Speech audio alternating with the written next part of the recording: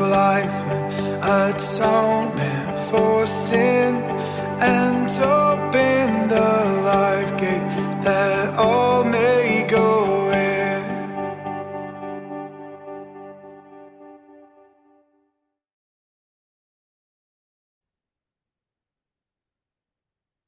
Magandang umaga po sa ating lahat.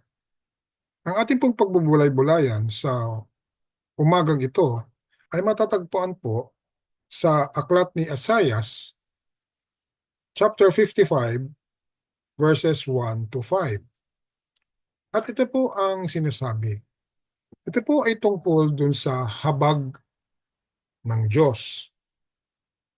Sinabi ng Panginoon, lumapit kayo, lahat kayong nauuhaw. Narito ang tubig. Kahit wala kayong pera, lumapit kayo at kumain. Hali kayo. Kumuha kayo ng inumin at gatas na walang bayad. Bakit ninyo ginugugol ang inyong mga salapi sa mga bagay na hindi makakain? Bakit nyo inuubos ang mga sweldo nyo sa mga bagay na hindi makakapagbusog sa inyo? Makinig kayo sa akin at makakakain kayo ng mga masasarap na pagkain at talagang mabubusog kayo. Lumapit kayo sa akin at makinig para mabuhay kayo.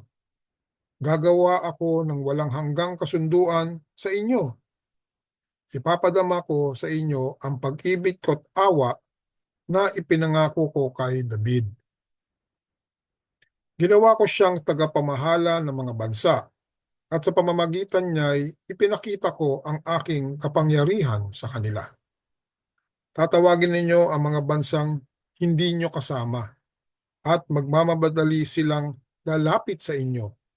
Dahil ako, ang Panginoon ng iyong Diyos, ang banal na Diyos ng Israel, ang nagbigay sa inyo ng karangalan.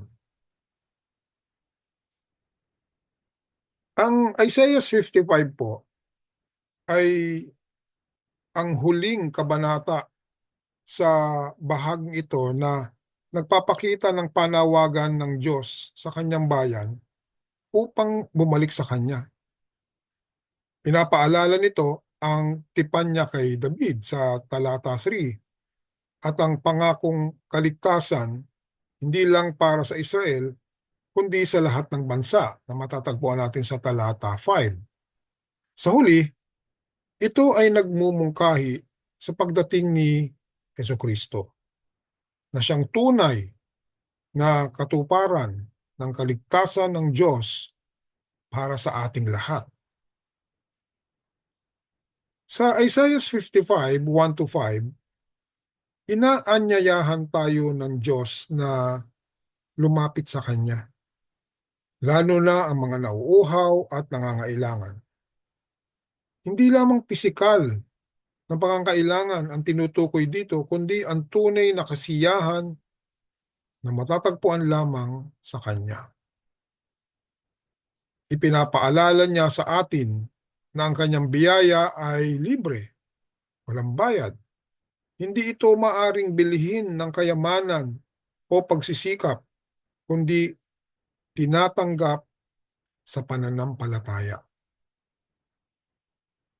Binigyang diin sa talata 3 ang pakikinig sa Diyos, sapagkat ito ang daan tungo sa buhay at isang walang hanggang tipan.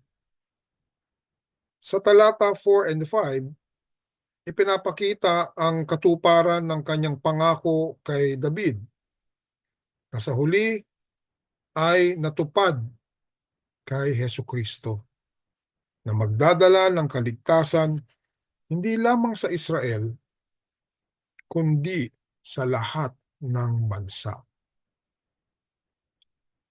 Ang talatang ito ay isang paanyaya para sa atin upang suriin natin ang ating buhay. Saan ba natin hinahanap ang tunay na kasiyahan? Sa mundong ito? O sa Diyos na nagbibigay ng walang hanggang buhay? Tayo po'y manalangin. Aming mapagmahal na Diyos, salamat po sa iyong paanyaya na lumapit sa inyo at maranasan ang tunay na buhay at kasiyahan. Patawarin mo kami sa mga panahong hinahanap namin ang kaligayahan sa mga bagay na hindi makapagbibigay ng tunay na kabusugan. Panginoon, turuan mo kaming makinig sa iyong tinig at lumapit ng may pananampalataya. Tulungan mo kaming maunawaan ang iyong tipan at mamuhay ayon sa iyong kalooban. Naway maging daluyan kami ng iyong biyaya upang ang iba ay makita rin ang iyong pagmamahal at kaligtasan. Salamat sa iyong walang hanggang pag-ibig at katapatan. Sa pangalan ni Jesus. Amen. Magandang umaga po sa ating lahat.